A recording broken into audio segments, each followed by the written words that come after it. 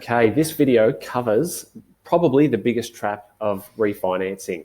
So in another video, I've explained what the transaction of refinancing is. I'll just touch on here quickly the benefit of it.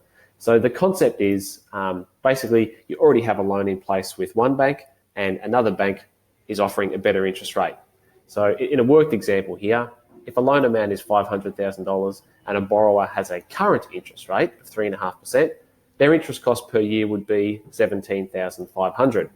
If they took it across to another bank and achieved a lower interest rate of, say, 3%, the interest cost per year would drop to $15,000. So all of a sudden, there's an annual interest saving of $2,500, which is a great outcome. The biggest trap to look out for, though, is the new loan term with the new bank. Okay, so by default, a lot of loans are set up as 30-year terms. And you might have seen me in another video where I touch on this concept. I believe that our acceptance as borrowers to just take on this 30-year loan term without question is a huge win that the banks have been able to get away with. So as an example, if someone has already had a loan in place for, say, 2 years, and then they wanted to refinance across to the new bank, my recommendation would always be, let's set up this new loan term as a 28-year term.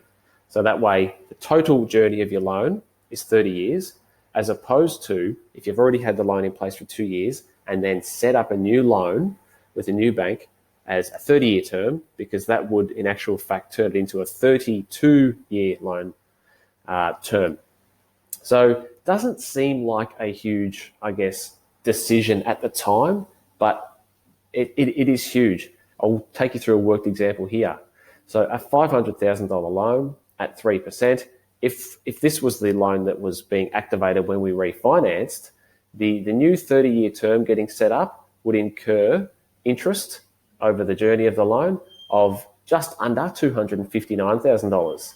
Whereas if we sat there and said, okay, let's set up your new loan, but let's make it a 28-year term, the exact same details around loan size and rate, but difference is a 28-year term, the total cost of the loan, the interest cost, drops down to just under $240,000.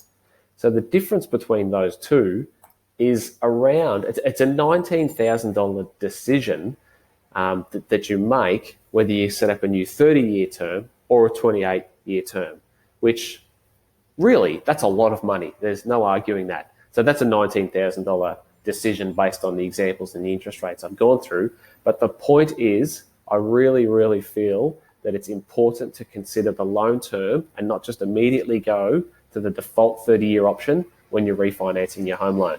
Of course, for specific questions, get in touch via phone or email and we can go through the options